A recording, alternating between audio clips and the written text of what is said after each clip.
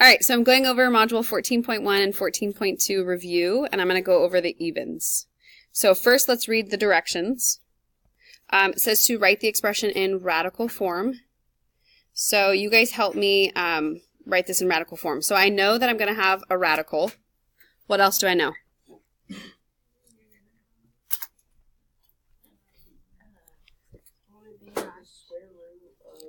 Good. How'd you get the square root? You got that from what? The fraction as an exponent, you choose the denominator. Good. That denominator tells me what goes on the outside as my index. I have 3 on the inside. And where do I put that 5? As the exponent. So I can either put it as the exponent here, or what's the other way I could rewrite this? The square root of 3 all to the power of 5. Agree? Okay. So let's look at number 4. It's a little bit different because there's a negative. Can I take care of that negative first? What do I do? Flip the fraction, or bring it to the bottom in this case because there's no denominator. So when we flip it, it becomes 1 over 7n to the 1/2. Right? So then how do I, oh, wait, I forgot my parentheses. See, isn't it 7n all to the power of 1/2? Those parentheses are really important, right? And what's my index in my radical?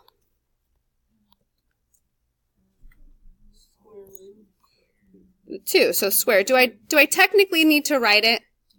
No, but it's good habit, and then I have a 7n. Good? Can I write the exponent of 1 inside or the exponent of 1 outside? Do I need to write an exponent of 1? No. If it was any other number, we would, right? So now if I'm looking at problem sets 5 through 8, it says write each expression in exponential form. So now I'm writing it the other way, right? I have radical form, and now I need to write it as an exponent. So what's my index right here for number 6? What is it? 2, right? So square root. When there's nothing there, it's a 2. So if I rewrite what's inside the radical, that's a v. And then my denominator is going to be what? For my exponent, what's my denominator? 2. It's always the index of your radical. So the 2 is here, and the power, or the exponent, is the numerator. So I get v to the 5/2. Okay. For number 8, I have 4r to what power? Well, what's my index? A 3, so that's my denominator. And what's my numerator? What? 1, right? 4r is being raised to the 1 power here, so it's a 1. Good. All right, so the next set of questions we have says simplify your answer should contain only positive exponents. So let's look at number 10. So first of all, I see a negative exponent. Does that negative exponent go to the 4 or to the n or to both? He says just the n. You say both. 1 second. So if I had 4n to the power of negative 4, do you agree that that's different than 4n to the power of negative 4? Do you agree it's different? So this one, is that negative 4 going to the 4, the n, or both? This one's both, right? But in this example here, it's just to the n, right? It's just the exponent. In fact, what is the exponent of the 4? What's the exponent of the 4? 1, right? So in this case, we just have n to the negative 4. So if I brought that n to the negative 4 to the bottom, it would be n to the power of 4, right? Did I move the 4? No, because it doesn't have a negative exponent, right? You guys said the exponent was 1. So on top, I have 2 times 4, which is 8, times 4 is 32. Right? 8 times 4 is what? 32. Good. So I took care of my 2, my 4, and my 4, and that's how I got 32. 32. And then I have n cube and n to the 1. So what does that give me? N to the what? 4. And on bottom, we already had n to the 4. So what happens when I have n to the 4 over n to the 4?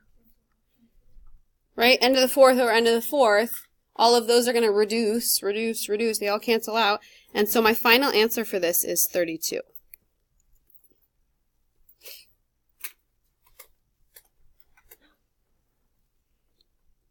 Okay. All right, number 12. Can you have a negative exponent? No. So what am I going to do? Bring it to the bottom. So bring it to the bottom and make it positive. So I took care of that. I can subtract my exponents and I can get 4 to the negative 1. Can I have a negative exponent? No, so then I bring that to the bottom and I get 1/4. Right, couldn't we also have thought of this as 4 times 4 on top and 4 times 4 times 4 on bottom? So this would reduce, this would reduce. What's left on top? A 1, right? 1 is something, right? But it reduces to 1, so that's how another way I could have got my 1/4. Do you see both ways you could do that? Okay. Number 14. Isaac, what's my exponent on the 3? Okay, on this one it's a 2. On this one, what is it? 1. Good. So I have 3 times 3 times 3, which is what? 3 to the power of 3, which is 27. So what did I do with my exponents here in order to get 3 to the power of 3? You add your exponents. Good. So for example, if I had x to the power of 7 times x to the power of 9, what would I get? X to the, what's 9 plus 7? 16. So x to the 16th. Good. And then we just took it a step further when we got 3 to the 3rd power, because we can do 3 times 3 times 3, right? And that's why we got 27.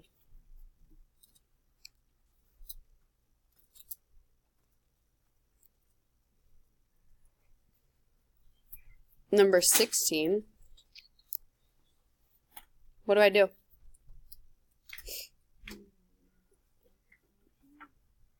Okay, I bring that to the bottom, right? So I'm going to get 1 over 27 to the 1/3. 27 to the 1/3 doesn't make much sense to me, but rewriting it as a radical, what's my index? A 3, right? And 27 goes in the inside. And then what is 27? Do you guys know what multiplies to 27? 3 times 9, which is 3 times 3. So what group of 3 can I find?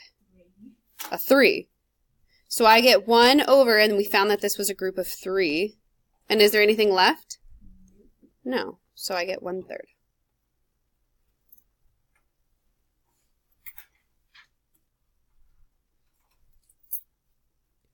Good? Okay, let's flip it over.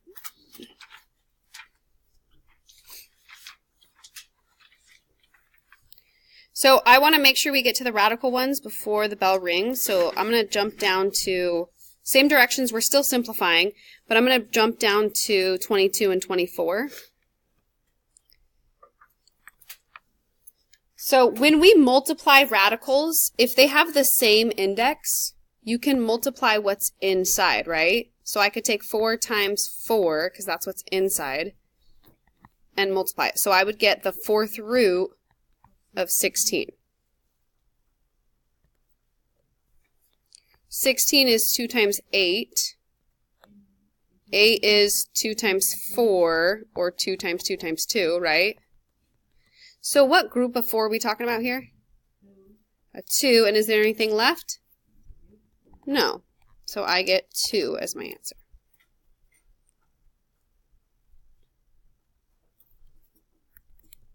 (24), I can do the same thing since they both have an index of 3, right?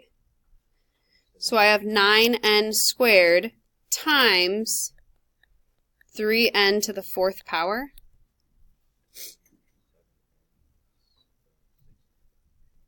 What do I do with this exponent, this 4 right here? Does that exponent go to the 3 and the n, or the 3 or the n? It goes to both. So can I rewrite it where it has it on both? So 9n squared times 3 to the 4th times n to the 4th. And you guys have a calculator. I don't. What's 9 times 3 to the 4th? I'm multiplying the numbers together right here. So I have 9 and I have 3 to the 4th. What's 9 times 3 to the 4th? I know it's 3 to the 6th. What's 3 to the 6th, though?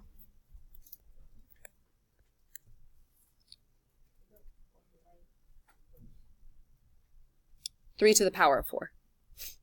At least she didn't put. What's 3? So let's do this. What's 3 to the power of 4? It's 81. What's 81 times 9? 729. Okay. And then I have n squared and n to the 4th.